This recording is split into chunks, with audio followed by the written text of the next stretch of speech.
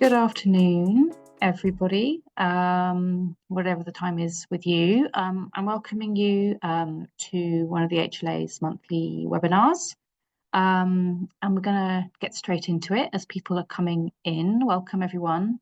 So we're here today for a really exciting session where we're bringing together lots of individuals who've been involved in a collaboration between the Humanitarian Leadership Academy, Léaslíne Consulting Limited, with the aim of strengthening local actors' capacities in both crisis and business continuity management during times of significant uncertainty and adversity. So in this session, we're going to hear from our panelists on their takeaways and their experiences, and explore some of the kind of key concepts and approaches and the lessons learned, as well as insights and reflections on this initiative from our panelists. So that's the content of the session. And I'm going to start with just who we have with us, and also a little bit about the HLA for those who are not familiar. So the Humanitarian Leadership Academy, which is part of Save the Children UK, our mission is to inspire a movement of locally led humanitarian action. We work in service of shifting power within the humanitarian sector, and our purpose is really to work with local actors and organisations to provide tailored resilience, crisis response support, and addressing the specific needs of local and national actors working with more established and emerging crises. So we focus on working with local leaders, driving collective action through networks and convening, thought leadership and research, and also creating opportunities for change and collaboration, and also lots of comms activities like this one in terms of sharing, learning, and spotlighting some of our work. So in this session today, I'm going to run you through some of our speakers. We have Kamila from the HLA, who's one of our regional learning leads and works specifically on our strategic leadership programs. We also have Ruairi, Director of Léaslíne Consulting Limited, who we work with on this piece of work, and also Naomi from Naomi Higham Consulting, who was also part of the work. And then in terms of insights from some of the participants in this program, we have Marcin, who's joining us from Poland, Agnieszka, also from Poland, Nuha, who is based in Turkey, and I'm your host, and I'm Head of Research and Evidence here at the HLA. So that is our panel. And so in terms of how we're going to run today, I set the scene, set a little bit of the context, and shortly I'm going to hand over to my colleague Kamila, who's going to tell you a bit more detail about this initiative, how it worked, and then I'm going to hand over to Ruairi and Naomi to hear a bit more about Léaslíne Consulting Limited, their involvement and how this was all set up. And then from there, dive into some of the reflections from the participants, and then there'll be plenty of time at the end for your questions and reflections, and anything you'd like to ask either the Léaslíne Consulting team, the HLA team, or our local leaders. So Kamila, I'm going to hand over to you now for your part. Thank you, Izzy. Thanks, everyone, for attending. Warm welcome to all panelists today, but also to everyone who's listening to us. It's really a pleasure being able to speak to you about this program. My task is to introduce you a little bit about the context and to introduce you a little bit about the background of how this all happened and how this all evolved, because we're massively proud this is a journey and the audience grows as we are continuing on the journey. So we thought this is exactly the right moment to share with a wider audience where we have come so far and where we see to be going with it furthermore. The time right now is quite significant as the sector undergoes really a major shift.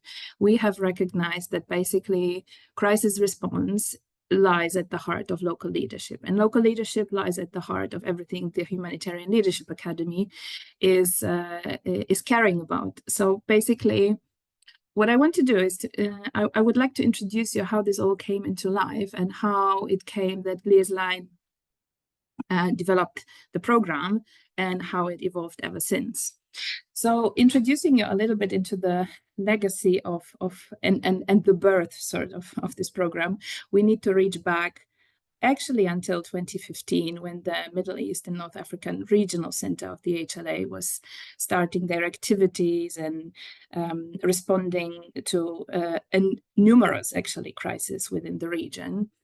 And when we refer to the region, we usually speak about the MENA region, but in fact, there are so many different countries with so many different crises that it's very difficult to speak about one region and one crisis. And that is actually at the source of our thinking. So back in 2023, when the Libya flood happened, crisis responders reached out to the Humanitarian Leadership Academy in order to seek for some support or seek for some learning materials for responders, especially since there were accessibility difficulties and difficulties with traveling or, you know, accessing other forms of in-person learnings. And this is where we reached out to Léaslíne Consulting and also hoped that Ruairi, with his extensive experience, especially in the Middle East, would be able to help us to design something that would be not only tailored, but also help us to understand the nitties and gritties and specifics of the different crises happening in the region.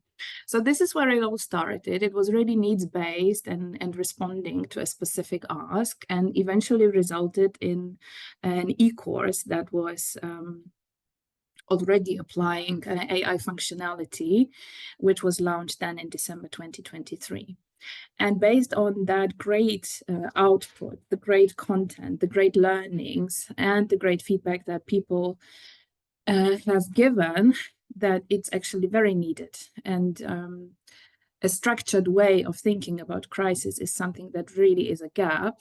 That inspired us to actually come together with people in one room and do the collective learning together and sense check if that thinking and that structure is also something that enhances the learning and also reflects the experience of the humanitarian responders. So back in April in 2024, Ruairi held the first training together with the HLA MENA team.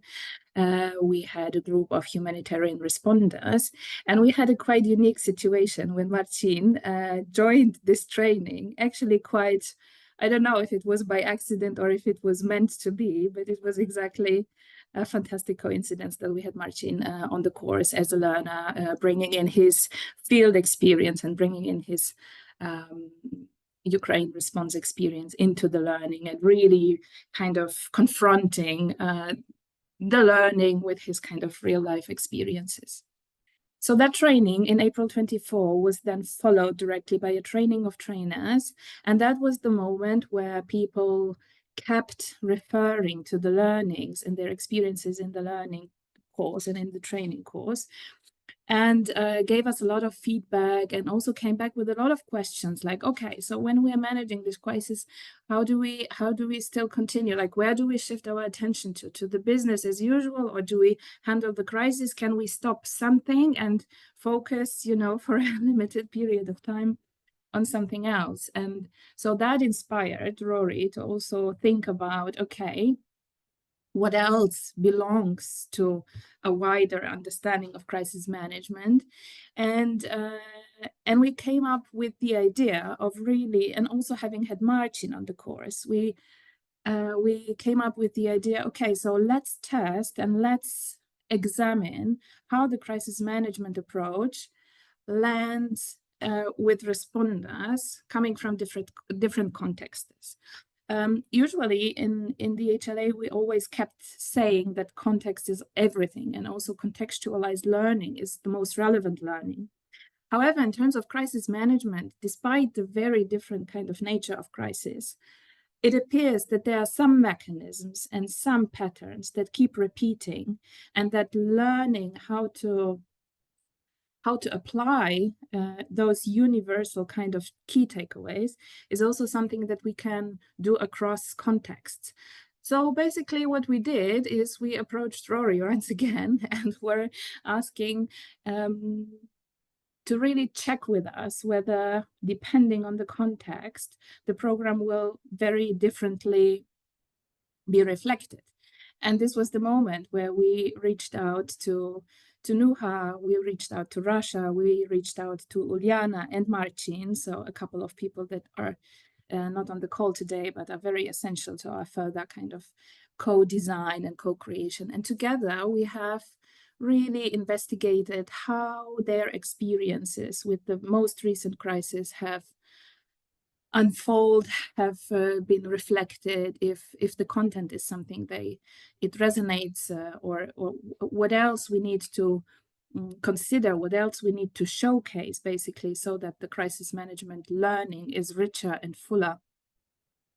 And so that was the moment of co-creation and co-design, which was followed then in January 2024 and 2025, actually, we're already in 25. With yet another edition of learning and training, both in Türkiye and in Poland. And here we are now with yet another funding crisis and the biggest sector change probably we could have not expected. And so this webinar today and this panel is really to highlight a journey that is not over yet. It's still processing, it's still a joint journey, unfolding and actually reacting and responding to everything that's happening outside of us.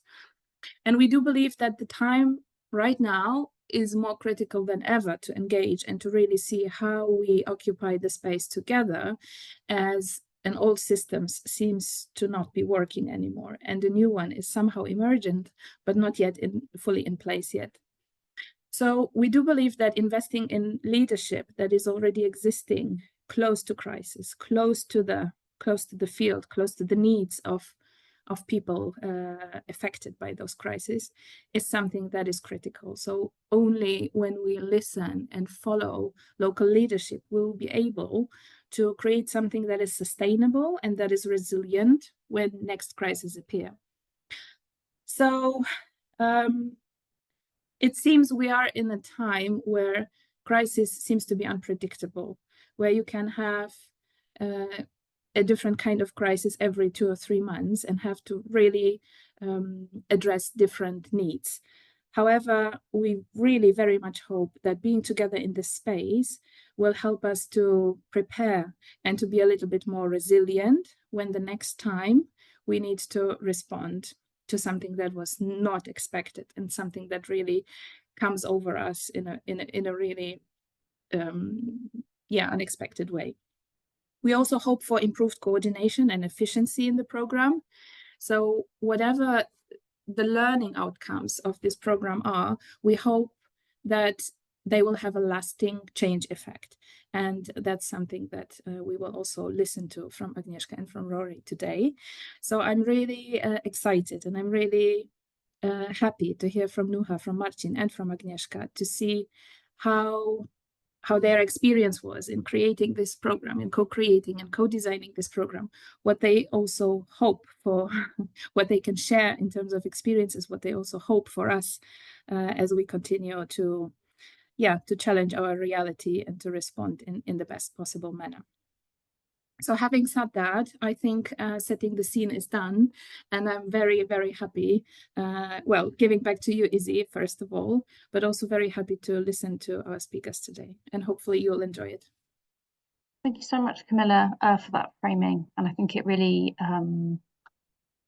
shines a light on how we aim to work within the HLA in terms of co-creation and working closely with local and national actors alongside other partners. So before we go to Agnieszka, Marcin and Nuha, I'm going to pass to Ruairi first and then followed by Naomi to hear a little bit more about their involvement and the approach. Thank you very much, Izzy, and thank you, Kamila. I think that was a great sort of summary of what this has been, which is really is a journey. So I'd like to maybe talk a little bit about our experience in this. So the HLA reached out to me, I think it was in October 2023, and said, look, can you help us in designing a course on crisis management? And I said, sure. And then the call ended and I thought to myself, right, how are we going to actually make this happen? And yeah, that took a little bit of time. And the original content, I'd say it was a mixture of some of the main kind of core principles and fundamentals of crisis management that really cut across sectors, that cut across cultures, contexts, everything. They are quite fundamental. And then trying to bring those to bear on the realities of the humanitarian context that we as humanitarians work in across the globe. And they are very different. They have their own challenges, but then there are also similarities. And that allowed us to develop the original content, which, as Kamila said, was an online course. And then we then moved to the next iteration, which was a face-to-face training. And that's where I think we really kind of reached a tipping point of bringing that material to life, because we were able to gather various people in a room together and to spend time on the material. And the centerpiece of that for me, I think, was the live simulation. And that's where we put participants into a simulation that, as a simulation, it's not completely realistic, but nevertheless, I think, you know, was able to bring together some of those elements of crisis management. And there are quite a few of them. But, you know, if you think really around leadership and coordination, if you think about communication, decision-making, teamwork, support, and so on and so forth. And through a simulation, you take those concepts and you make them less abstract. They become real. People start to feel them. They start to experience them. And that's both for people who have been through crises, who've managed crises, and for people who may be quite new to the subject. And that was the first course. And then we moved, as Kamila said, to other areas. We started to look at business continuity management and change management and the kind of linked areas, and that progressed. And then the final course was, the final two sessions we've done were in January of this year. And what I like about the January courses was that we really built on the reflections and learning from participants from the first course, where people had said, look, this course was excellent. We really enjoyed it. However, we felt that there wasn't enough time. The content was quite heavy. We needed more time to sort of really understand and get to know the content. And so we built the second version of the course, which was more extended and had a lot more participation and engagement from the people on the course through the sort of 3.5 days leading up to the simulation, which we made larger, more complex, more chaotic. And I think to really get people to sort of relate to those different experiences. And it was an absolute pleasure to be able to work with Marcin, who came and worked as a co-facilitator on that course, after having been in the original training. And then also working with Naomi, who was one of the main facilitation partners. So that's kind of very broadly how we've got here. It has been, I think, a very open process. It has been iterative. It has taken on board lots of different views and perspectives. We have been willing to adapt it and change it. And I think that's fundamental, because ultimately, if you're not adaptive and not able to change, then you're going to really struggle with managing a crisis, particularly in this day and age, as Kamila has pointed out, where really the sector, the world is going through so much change and disruption. So I'll stop talking there and maybe hand over to Naomi to talk a little bit about her experience. But yeah, just to say, it's been a pleasure working on this with everyone involved. And it's something I'm very proud of and very pleased to be involved with. So thank you very much. Thanks, Rory. Hi, everyone. So just to set the scene a little bit of when I stepped in. So Rory and the HLA were going through this process. I didn't actually join until October last year, so October 2024. So I had the pleasure of going through that co-creation space that Rory was just mentioning and speaking about, and really working with local leaders, doing that iterative process, and then, of course, having the absolute pleasure of delivering it with teams in January in the countries that we were delivering it in. And there were some real key takeaways of that face-to-face environment and learning space. And I think for me, the biggest thing that I took away from it was that ability for local leaders from all these different organizations facing numerous challenges, numerous internal crises versus the external crisis environment, was really to foster that sharing and learning between organizations, which I think was really, really critical. My takeaway is that when you're a leader, you can actually feel quite isolated within your leadership space. And to be able to foster this space of learning and engagement and mutual respect and understanding, we really created a sense of unity. And the course really enabled that sense of unity. And it allowed individuals to reflect, to share, to air their challenges, to seek feedback and input from their peers as well, who were working in that similar space, and really actually establishing ultimately between themselves examples of best practice for people to really kind of walk away and say, oh, this organization tried this, you know, we'll give that a go, see how that goes. And it really allowed people to find solutions. And it really resonated with my experience as well of being a leader and being a humanitarian, which is that finding solutions and to really complex challenges that can just be so compounded with layers of issues.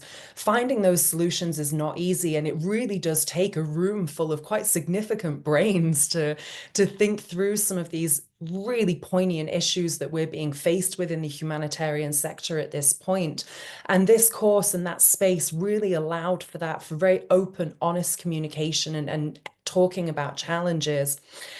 The simulation is always it's a very fun space to learn in. And I say that because I'm not the one actually in the situation. I'm the one that behind the scenes that gets to help manage and support and play different roles. But ultimately, what we're creating there is a very, very, very safe space for a very interactive and somewhat intense learning experience for people. And I think that that's actually an incredibly powerful tool, and one that we would love to explore more, and we would relish that opportunity to do so. Creating a safe environment is very critical. People do need to feel secure in that moment and in that simulation. Very, very important. But the ability of people to step into roles that were not their own, characters that were not themselves, and assume these identities to work through these, as Rory said, quite chaotic, deeply challenging situations, these scenarios that we created, was really just such an incredible space for learning in a very new way and in a very powerful way, putting people just slightly outside of their comfort zones, but ultimately allowing people to walk away with a very new way of thinking. And what we build in after those simulations, as well as a half day at the end of the course for reflection on that day, reflection on the course overall, but particularly reflection on that day. And that's really, really important. And I think that that was a very, let's say, useful learning tool that we used in January to really allow people to say, okay, I've slept on this, I've thought about this. Here are some thoughts about how this went overall. Here are some thoughts about how I dealt with the situation in the moment. And it really allowed a space for reflection and self-reflection, as well as group reflection, that we aren't often afforded when we're in real life situations, responding to challenges that are presenting themselves immediately. And the feedback that was received around those was that while it was, as Rory said, confusing, chaotic to be in the middle of it as a participant, it was really, really an incredible learning tool. And people went away with a very different perspective, with a very different viewpoint of some of the key skills and tools that they wanted to take away with them back into their organizations and their teams. So just a couple of reflections from myself. It was an absolute pleasure to be able to do this. I'm very happy to hand over to our wonderful local leaders. Marcin, I think you're going first. Thank you, Naomi. Super. It's my turn now. Yeah. Okay. So thank you very much. After the introduction from all of you, I can share my perspective a bit. First of all, who am I? I'm Marcin from and the founder of Folkowisko Foundation, a small grassroots organization which before the 2022 was more in the cultural background, rural heritage, community development, but unfortunately the full-scale invasion to Ukraine, which happened in 2022, the war knocked to our doors, and we shift overnight from organizing festivals to coordinating aid of thousands of refugees crossing into Poland. And that's how we've met with Save the Children as local partners. As Kamila said, I was invited to the training in Amman. First time ever outside of Europe, in environment new for me, because I think I was the only person not from Save the Children community, really. It was it opens the eyes for me and for them as well, because I brought a new perspective of the local leader, a partner from different background with different experience. I thought it's gonna be chaos, but it was so incredibly important for me, especially the way how the training was done, because it was 2 days of first more academical, but with kind of the small practice days. But the third day, when there was a simulation, it changed everything, because it brought this kind of the immediately a moment to experience the knowledge which was given to us on the first 2 days.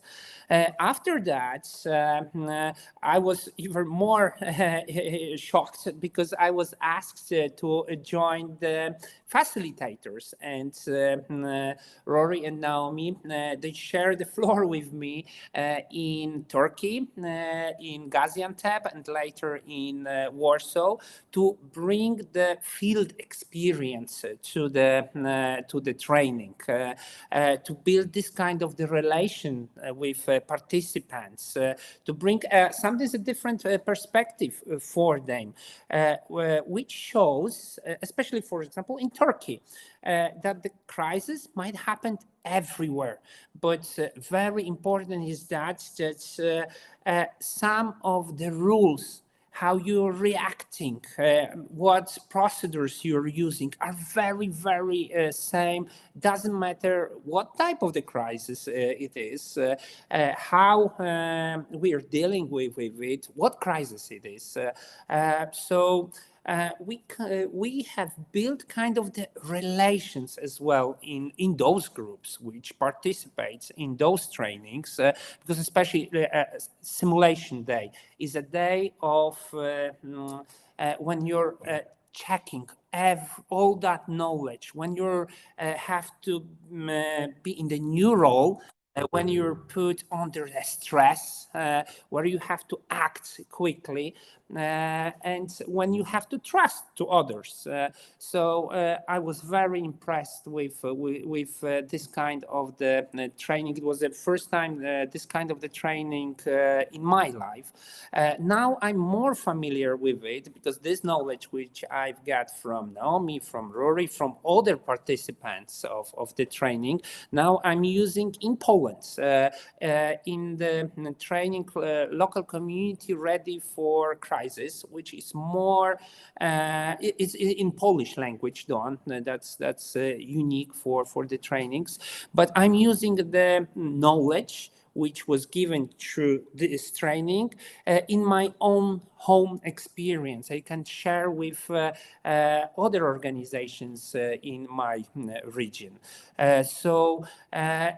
This kind of the steps which the training gave me are very beneficial, because not only those around 60 people which were trained on those 3 sessions in Amman, Gaziantep and Warsaw benefit from it, but as well our organizations, and now around 200 other people in Poland which are practicing now and using this knowledge.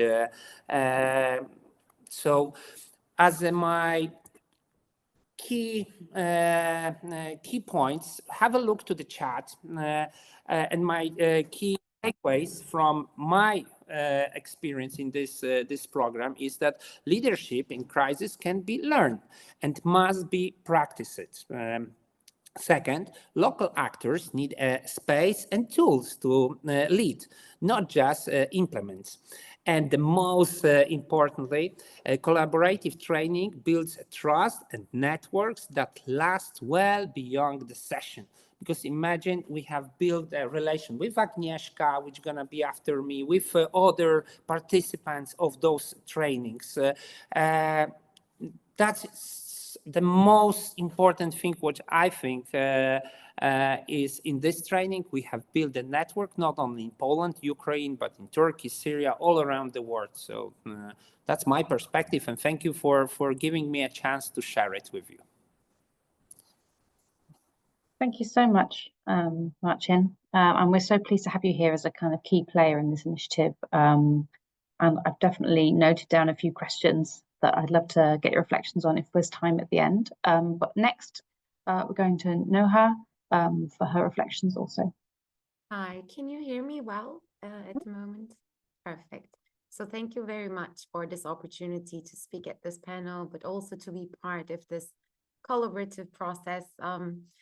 I think, as Marcin said, and Naomi mentioned, one of the most important elements of being part of this process for me personally was not feeling alone and feeling this belonging to a community with people who are, focusing on the same matters and facing the similar uncertainties, and who has to navigate through change on a constant basis. So I sincerely appreciate for that personally. So I am a program director at Innovative Solutions for Sustainable Development Association, and our focus is to craft inclusive and sustainable solutions for mainly youth, children, and women. So our focus is not just not humanitarian aid or rapid response, but rather long-term development. We are a local organization, and we are founded in 2015, and we were implementing a lot of large-scale digital programs for youth empowerment, women empowerment. But our lives has changed with the earthquakes in Turkey. Suddenly, we found our organization, and I found myself as a leader at a turning point where we had to open up spaces, youth centers within the earthquake affected cities to be present on a continuous basis. So I wanted to give this example because at that time, 4 or 5 months after the earthquake, I was surrounded with a lot of different types of organizations who were, focusing on rather providing humanitarian care and rapid response, where we had to actually sit down and root ourselves, because our focus was psychosocial improvement, training, and empowerment of adolescents and youth. So now, reflecting in the co-creation sessions, I think back also in this journey of how we designed that program and still continue, is I think one of the key success factors is to having that space to sit down with the youth and to actually co-create the key elements of the program with them. Because when you are surrounded with a lot of different organizations who are providing, for instance, hygiene kits. It's also important and challenging for my organization and myself to explain we're not doing that. So how do we position ourselves? How do we co-create with the locals? How do we become and serve in a meaningful and impactful way?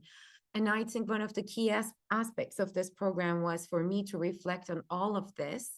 And after almost 2 years of the earthquake, what we still do is continue to that co-creation. It also, after the training, when I participated physically, and even just before the training in the closure of last year, I was asking a lot of questions to myself and to the team at Léaslíne and to the co-participants. What do we do about that? How do we respond? How do we take decisions and all of this? But then taking all of this personal learning to my organization, we started asking ourselves, what happens if funding stops suddenly? How do we, still keep ourselves relevant for our participants and for our community? How do we plan transitions with them? And one of the key things that I learned is whatever you do, and no matter what systems that you have at place, it cannot be perfect and it doesn't have to be, but care for your team, care for your people, and having a clear communication really helps you, especially when things are very challenging and rough. And that's what we followed after January. We sit together with the local schools, the youth themselves, and we looked at what we can do with minimum funding available. And that actually was something really innovative, because we then partnered with universities, high schools to have a youth-led recovery, still continuing to our program, maybe with less of staff, but still continuing to create impact for children and the youth. And we also talked about the exit strategy, which really took a lot of my personal, questioning of our organization. It's not about shutting down your organization that I learned. It's about, making sure that, you make those decisions also with the key people, your stakeholders. And sometimes even you're not sure you have the opportunity to create that space to question with your communities. So I guess business continuity and having a continuity would also mean investing in, for me, most importantly, in relations with your team, with your people, as I said. And it's not about just rushing into decisions, which are, as Ruairi explained, all different types of leadership, has to be always transactional, but can be also transformative, also aligning with the people that you have. So I cannot appreciate more to have the opportunity to be part of this journey. It is a journey, as Kamila said in the beginning, it will be a journey for my organization as well. So thank you so much, and looking forward to the questions. Thank you so much, Nuha, for your reflections. And so now we'll go, before we head over to a Q&A session, and just a reminder to submit your questions in the chat as you think of them. Agnieszka, to you. Please fill us in on your experiences. Hi, everybody. It's like, I feel like, this Easter rabbit in a window of a shop, because I think I'm a living example of what these people were talking about. So I'm here with you to share really my everyday, today experience this week, because we are hosting Ruairi for a consultancy. And I also am one of the people that participated in a January training. So I'm the subject of all of this, if you will.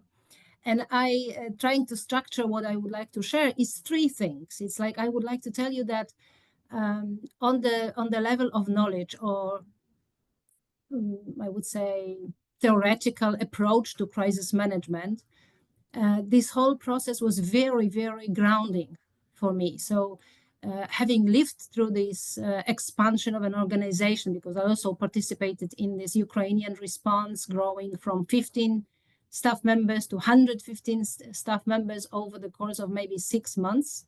So I have experience as a leader of an organization, a huge change and a huge growth, but being absolutely unprepared, and I think it is a case with a lot of leaders in the response that we are not managers, we do not have MBAs, we have no idea how big teams work, we just have to learn things as we go. And this was also my experience. I'm a journalist by profession, so I had to learn in the process how to manage a big team, how to identify communication challenges, what it means to be a leader. Forget the transitional or transformative leaders. It's like just to be a leader, what it means, what kind of roles you assume, and what it means for you if you shift from a small team to a big team. It was all a learning process for me. So on the level of knowledge, I found this workshop to be a very important tool to just ground your experience somehow, or relate your experience to what we know about the process, what we know about the nature of a crisis or dynamic of a crisis, or even issues related to taking decisions.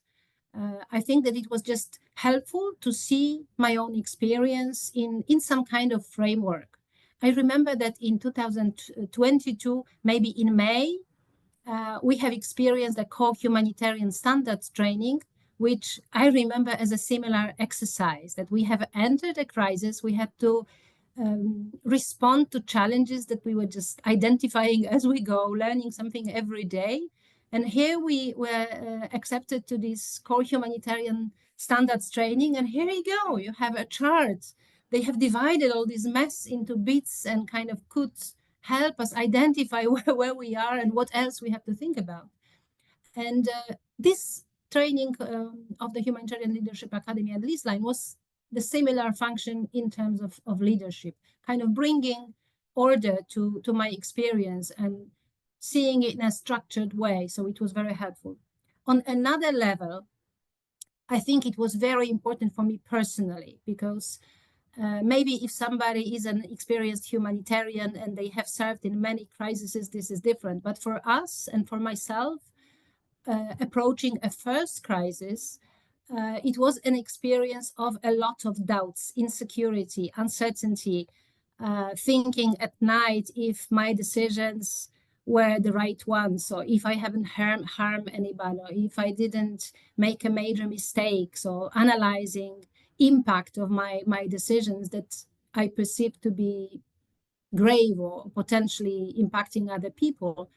It is a heavy experience. And I think that for a new leader, or for somebody whose this leadership role changes, this is a very heavy personal experience to acknowledge that you don't have the tools to do the job that you do, or that you do not have the internal resources or strength or confidence or other tools that relate to you as a person, not you as a role or function in an organization, but just basically on personal level, there are a lot of challenges. And just facing these challenges, it was a useful part of this workshop.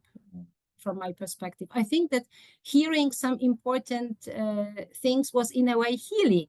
So, for example, I don't remember whether it was Naomi or Ruairi who said that, but acknowledging that for some things you do not have solutions, or you do not have responses, and some kind of insecurity in crisis, you just have to acknowledge that it exists and not seek for solutions when there are no solutions. And learning that was a very empowering, in a way, moment for me in this exercise.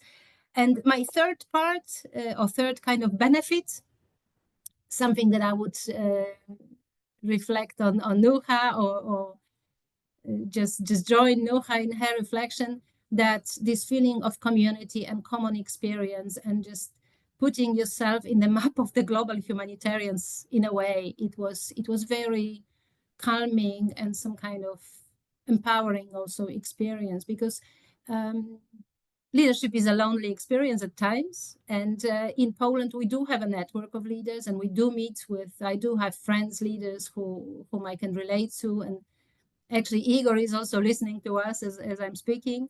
And anyway, we were all new to the experience. And for us, we could be together, but we just equally felt lost, because all of us experienced the crisis of humanitarian challenges for the first time, and we could not be supportive enough because we just had nothing to share in where we needed. And linking to this network or meeting, for example, Ukrainian leaders, for me, it was also very enriching.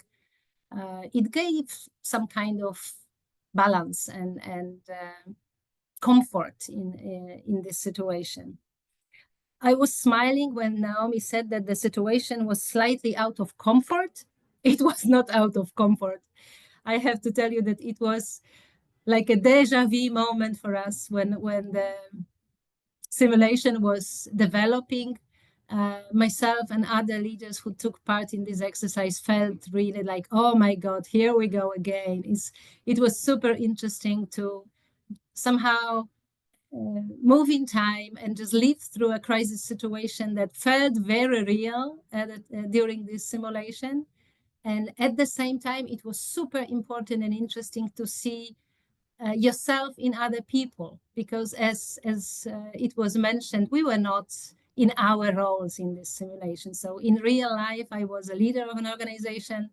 In the simulation, I had some other role, and seeing myself in this simulation allowed me actually to reflect on my real life roles and understand my stuff better. And it was super intense experience, but also very, very educational.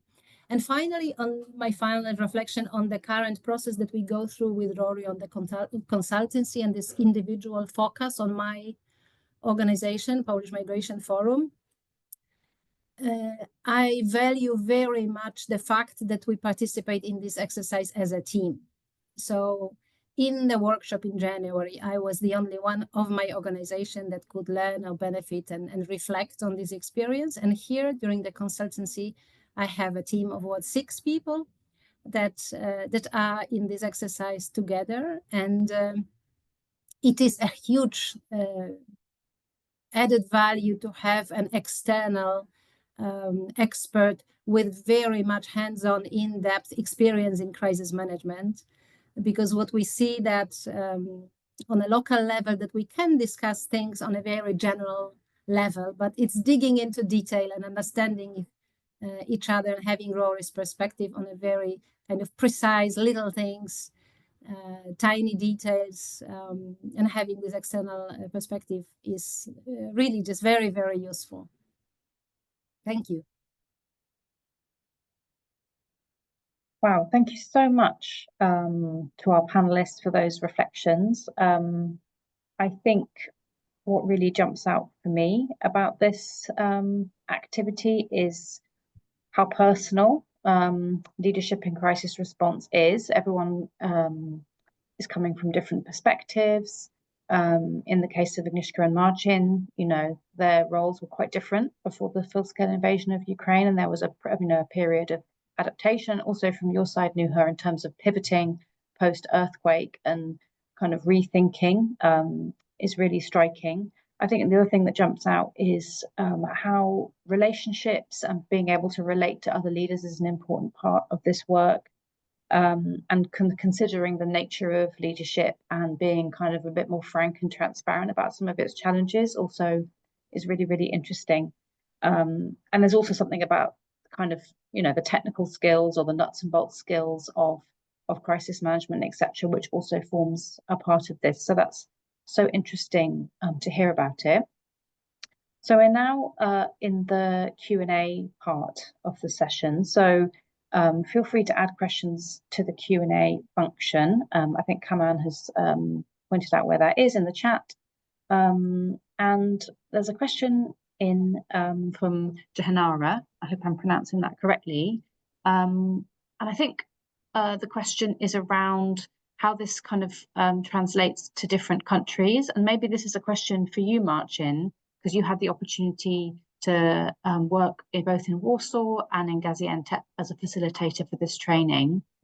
Was there anything that was different about those two contexts in terms of how participants responded to the initiative, or were there similarities in doing this in two very different locations? All right. There were obviously something different because of the context of the place, like a Gaziantep, war in Syria, earthquake. That's the things which were new for me, a person from Poland, from Europe. But we found that during the crisis, we are responding in very same way. We're using very same tools, techniques. Even I remember I did like a crisis bingo. That's maybe a Ruairi and Naomi will know what I'm talking about, but that's like 7 different elements, and people are voting which of those are the most important during a crisis. There is a communication, leadership, 7 different aspects, and I was very, very surprised that when the crisis bingo was done in Warsaw and in Gaziantep, where there were people from different cultures, different countries, the results were very, very similar. And that shows that during the crisis, the same things works for us, doesn't matter where we are. So it's good to have during this training someone local, who knows the background, who knows the reality of the place, and can give even a small examples for the participants. It's building a net, like a bridge between the facilitators and the participants. But the knowledge is very universal and can be used all around the world. I think it's like with the radio, which was discovered by 2 different guys in the same time, but it works the same. So yeah, that's my answer. Thank you so much, Marcin. I guess as a bit of an extension to that question, and maybe this one can go to Naomi as one of the kind of co-designers of the simulation. I guess in these kind of digital times, face-to-face kind of workshops or learning feel a bit more rare, feel a bit more kind of difficult to access or precious. I guess it'd be interesting to know what you think the value is of continuing to do these kind of face-to-face, intense, immersive simulations, and also whether the experience of putting this one together evolved your own practices when it comes to facilitation.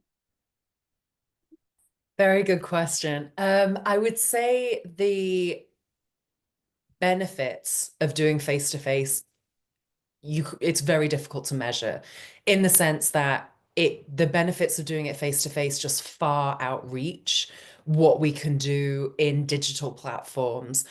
And I think really, you know, we've all spoken a lot about that sense of community, about how leaders can feel very isolated.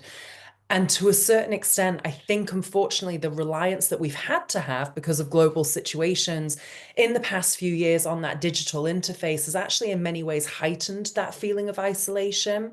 By doing things face to face, we can really break down barriers. We can understand each other a lot more, even as simple as seeing people's reactions within the room as one person is talking about something and somebody else's face says, "Oh, yes, I feel that too."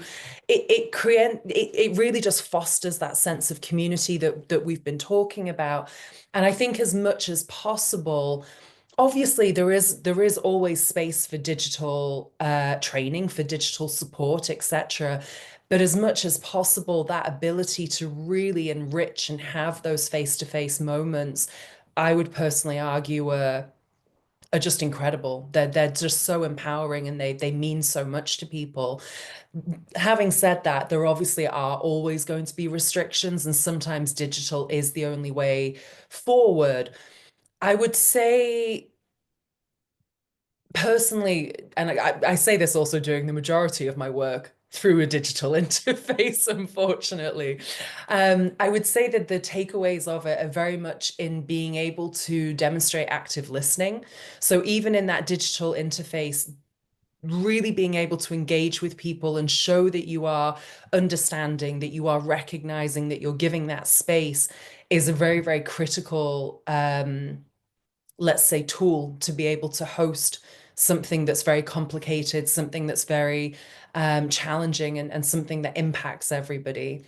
I don't know if anybody else would agree or disagree or add to that.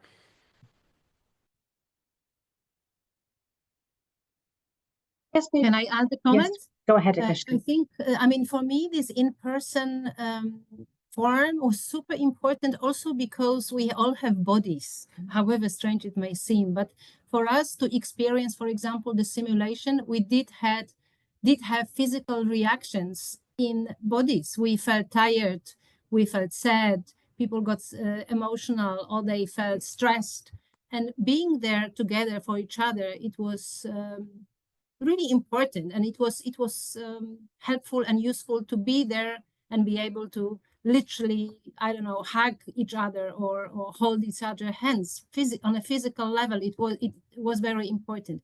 I also wanted to reflect on the discussion that we had about how relevant experiences are between region and region or country to country, and wanted to share with you an experience that we had just before the Ukrainian war. We had a partnership with Greek and Turkish organizations and shared their experiences on responding to crisis that proved extremely relevant to the Polish context. And it's true, I agree with some people that share comments that the situation is different, and also cultural context is significant in how you address leadership or how the crisis develops in response as well.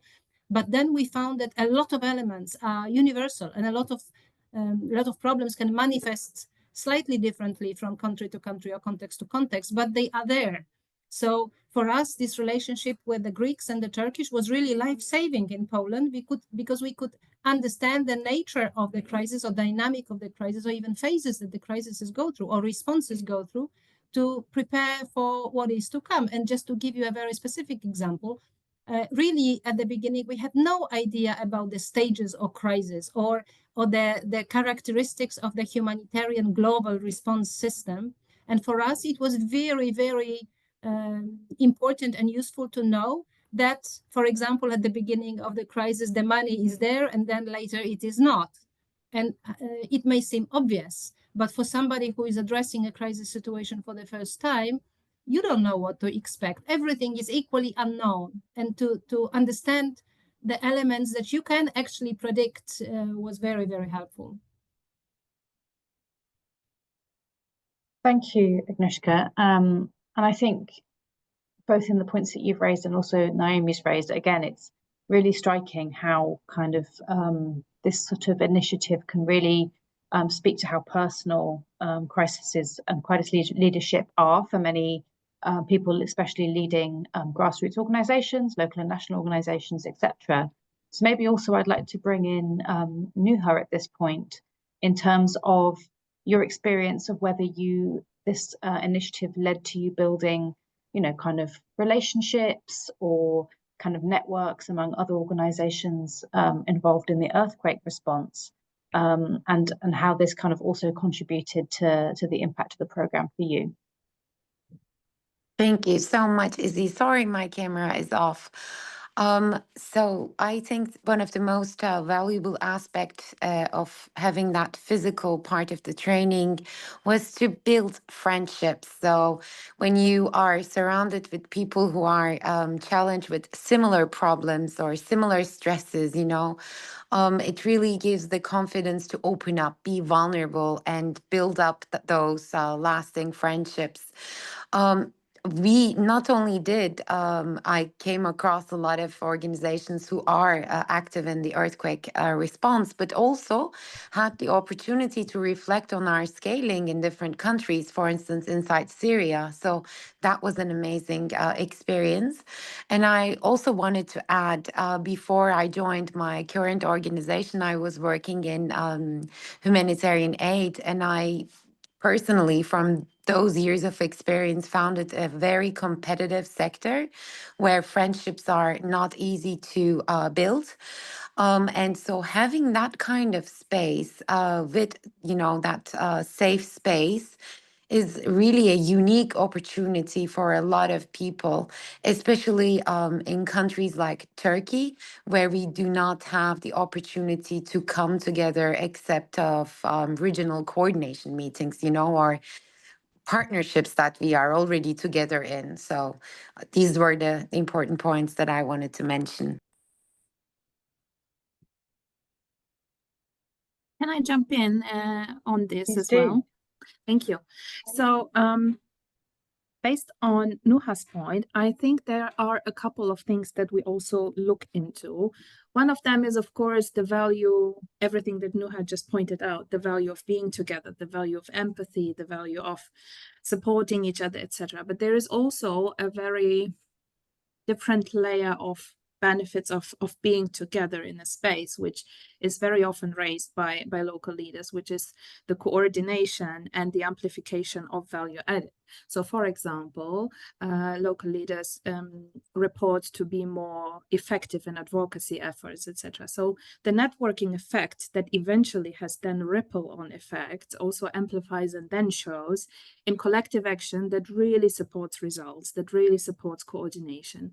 Some people have referred to an example, for example, where they were able to overcome some cross-border challenges just because of the sheer fact of doing things together. And so there needs to be a space where people come together. There needs to be a space where people are just themselves and they are kind of in their authenticity, but they are also together in their professional identity. And I think this is equally to be kind of stressed and highlighted, that we need both. We need the psychological level where people can just kind of lean into one another, but there is also the other kind of professional value that one organization alone cannot fix a humanitarian crisis. We can only do that together. We can be more effective and we can actually sometimes overcome challenges only together. So I think that's also important. The other point is also perhaps referring a little bit to what's being pointed out in where are the differences in the countries. And I think what I also want to highlight is that when we speak about learning, we do have this, kind of cognitive level learning about everything that is related to, let's say, the humanitarian standards or the humanitarian ways of doing or dealing or managing or a crisis, but there is also the universal psychological aspects of leadership that all of you have referred to. And Marcin, you said it quite clearly, leadership can be learned. So if we think about making decisions under pressure, making decisions without having sufficient information, take Agnieszka, you referred to taking care of your staff, taking care of the people. Nuha, you said it as well. So these are all very, very difficult decisions, but they are absolutely universal to every person exercising their leadership under pressure and in severe circumstances, in unknown circumstances, etc. So I think what we're trying to do is, I think, both in co-creating and co-designing, ensuring that the cognitive level of learning is relevant and remains close to context, whilst also taking care of the leadership holistically, which is universal, I think, to every country and every crisis responder. Over, thank you. Thank you, Kamila. And I think maybe Ruairi would like to come in because we have another question on from Abdul around accounted for regional and contextual variations in the program design development. Go ahead, Ruairi. Yeah, no, thanks very much. I think that's a great question, and it's an important one. So what I would say is that the way the course tries to address that, or has tried to address that, is in the actual, when you develop the scenarios for the simulation. So the scenario for the simulation in Turkey was not the same as the scenario for the simulation in Poland. Now, they weren't completely different, but they were different, and they had different elements. Because what you have to do is ensure that participants can relate to that scenario. It's something they think they recognize. So that's one thing that that we've done. The second thing is that the complexity of the simulation is also linked to the experience of the people involved in the training. So if you've got quite a few people who may have had limited exposure to a crisis, to real life crisis, versus people who have had more exposure and more experience, then the simulation itself can get more complex and have more facets. And this is something that we're able to do. But nevertheless, as the course talks about, there are, there's quite a few characteristics of a crisis. They're quite common. And we talk about this in the course, but, they are unpredictable. They can have very serious consequences.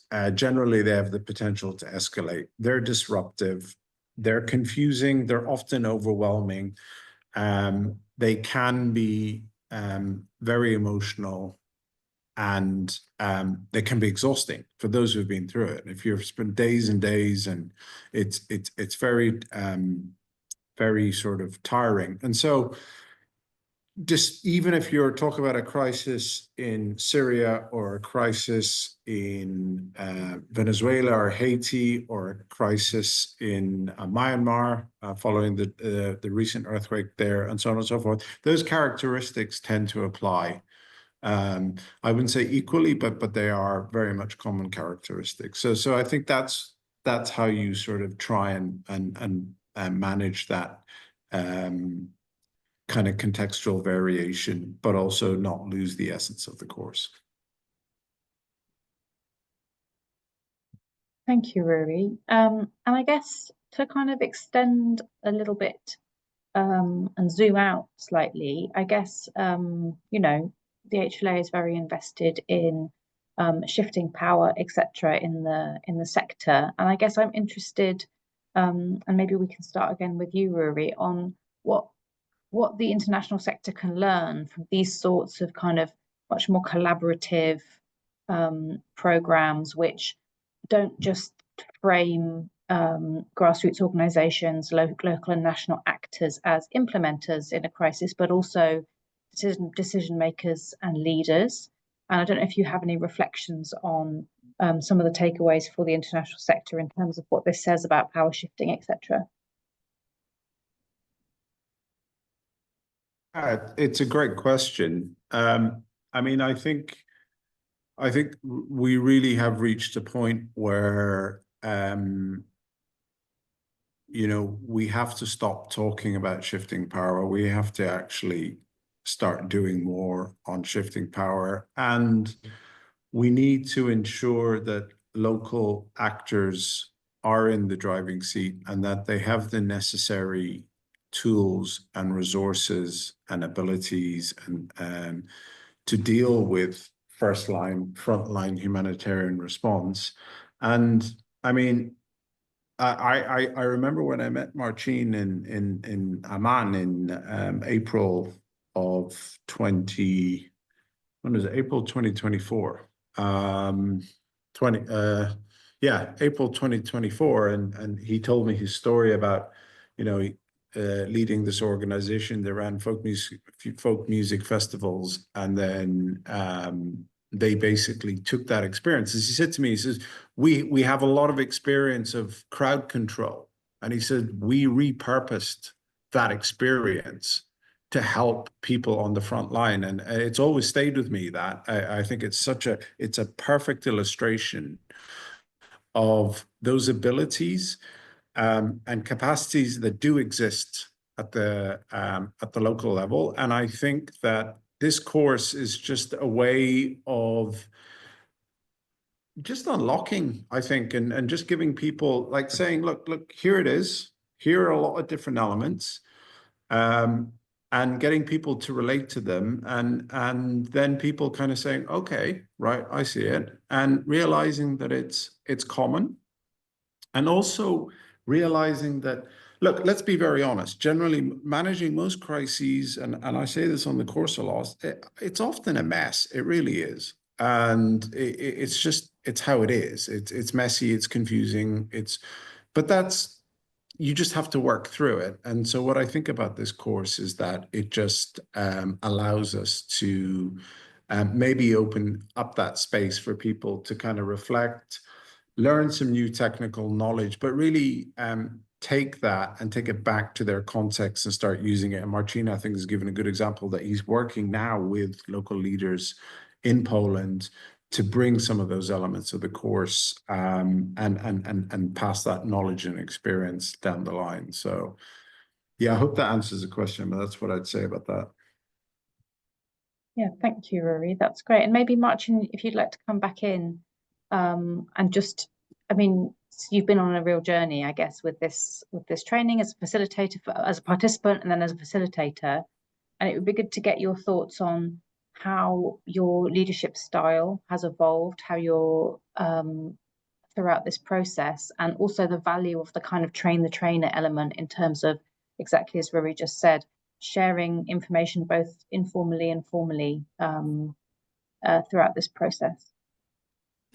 Yeah, for sure. I have learned much about the leadership, that's different ways of leadership, different techniques might be used in different circumstances. And like Kamila said, now I believe that you can learn how to be a leader as well, especially during the crisis. You can rise your knowledge during that kind of the trainings, because this kind of the trainings in safe environment, you can observe, especially during the simulation, how the system is working, what is going on between the people, what impact new things which we're adding during the simulation can bring, the chaos around all of it.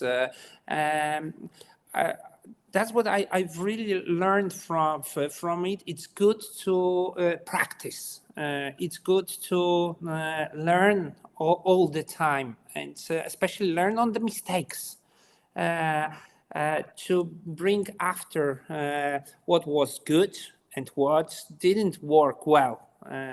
Because in the real situation, the mistakes might have the huge impact on people's lives, on us.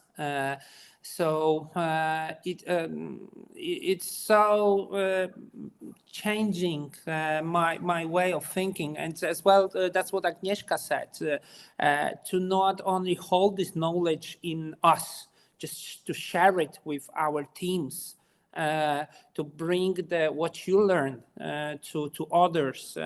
It's very, very important, and preparedness has a key role now in our organization, and we have learned so much, and we're trying to share, that's what Roy said, share that with others, because we have to be always ready for new things which are coming. And like in Poland, the half year ago, there was a flood. And believe it or not, but we have used much of this knowledge in the proper way, responding, reacting, building connections between other players in the humanitarian sector in our country. So we was much more beneficial in response, and we have connected through the network which was built as well through this training a bit. So that was what was very beneficial for me. I see Agnieszka has something to add, so maybe I will give a floor to her if that's okay for you. Thank you very much for sharing. I just wanted to reflect on, I agree with what you just said. I just wanted to reflect on the localization bit, because I joined the January workshop.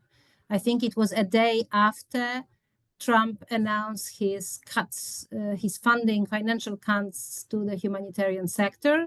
And now we are working together with Ruairi a week or couple of weeks after UNHCR cut more than half of its funding. So we see that how the big humanitarian system reacts to these cuts, and we have always been saying that the local actors are those that stay. And now we are in a situation where we actually live these expectations. I mean, we see that UN or big international organizations withdraw from Poland or have withdrawn, and we are actually alone again in a way. And we see how much we benefit from everything we have learned over this course of 3 years. And I think that at the very beginning, it took us really a long time to even recognize or understand what do people say, what do people mean when they talk localization. For us, the local organizations, we didn't know what they say, what they mean by that when they want to empower. What does it mean, empower? And we had these discussions that for us, it was really kind of empty or shallow expression. Right now, I have a completely different approach. But I think that also the humanitarian system that is, well, falling apart or reshaping understands this localization differently. Because right now, indeed, we are weak and harmed and in crisis, but at the same time, we are here. We exist. We work on this front line, and with a very limited capacity or herd capacity that we have, we are still the ones that do have whatever is left of this capacity.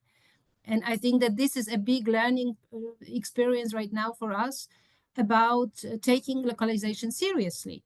I also wanted to say a sentence about a question that was posed about preparing people up front. Somebody made this comment that in fact, we should not train the leaders kind of post factum, but rather prepare a cohort of professional leaders for the humanitarian sector. While I agree with this, I see that this was not our experience. And I think that there is a risk that the situation can repeat itself, and we will again face a situation where unprepared people will have to quickly catch up and become leaders without ever planning for it. And I think that this model of training, not a lengthy, university-based process of becoming a humanitarian leader, which I don't question the value of this, but I just see that in practice, we also need this kind of ad hoc, quick, emergency approach, where we take people who just have the work done, or who get involved, not because they have dreamt about being humanitarian leaders, but because they just find themselves in this position. And I think that this is a big, at least in Polish context, a big chunk of people, also in Ukrainian context, of the leaders are random people who never meant to or never planned to be an educated professional leader. They just find to be leaders, and they look for tools and kind of really first aid kind of kits to manage the situation or the place where they found themselves in.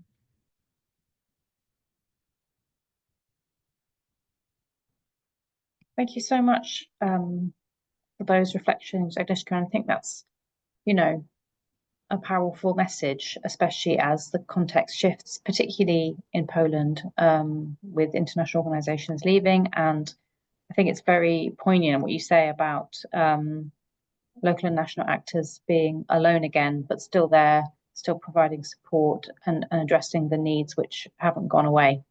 Nuha, I wonder if we could bring you in again, also to reflect from your perspective in Türkiye, given the changing of the funding situation following the earthquake, and also the changing situation in Syria, for example. How do you feel like this kind of initiative or leadership development activities, etc., are helpful when things kind of move from initial crisis response to a kind of more protracted situation? Thank you, Izzy.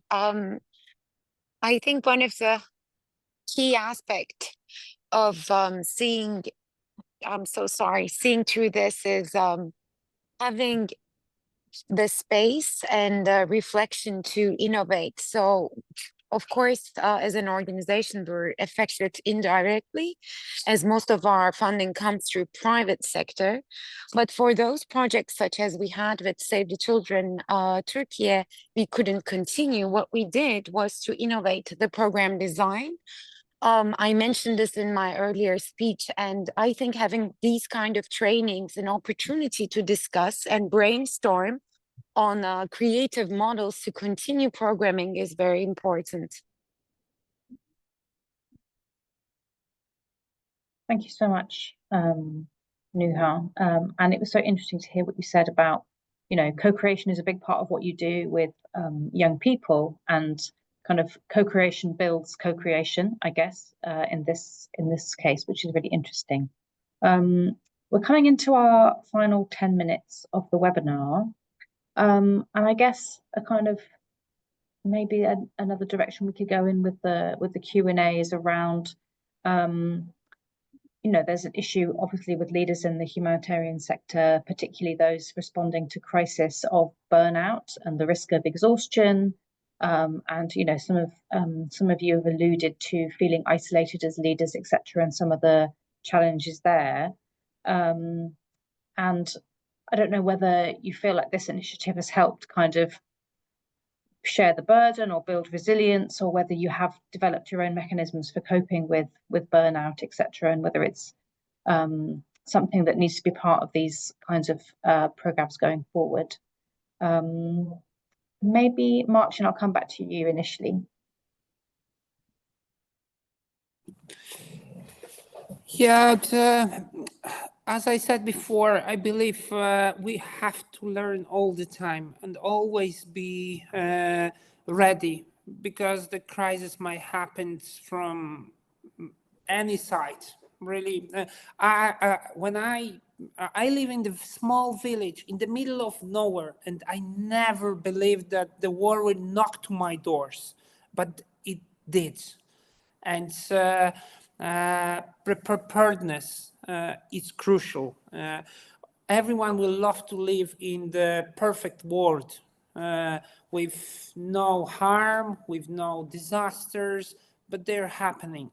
And it's good to have leaders around us which know how to react, especially in the local communities, which gonna be first responders, but as well have the people and the teams ready to support them with the knowledge, and that's crucial from my perspective.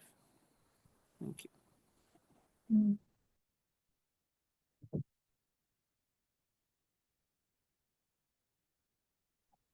Sorry, I was on mute. Agnieszka, anything to share from your side on that point? I wanted to share with you some data, because we were among the NGOs in Poland. We have few networks.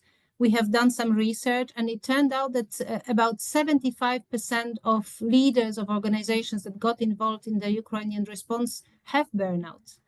So I remember speaking to some humanitarians recently who said that Ukrainian response is a big success, and I felt like I want to scream because it's a success. Depends how you look at it. It's a huge human cost to it, and I think that this being aware about this crisis dynamic, being aware of what burnout is and how to create as leaders as much healthy conditions of work as possible. This has a huge importance.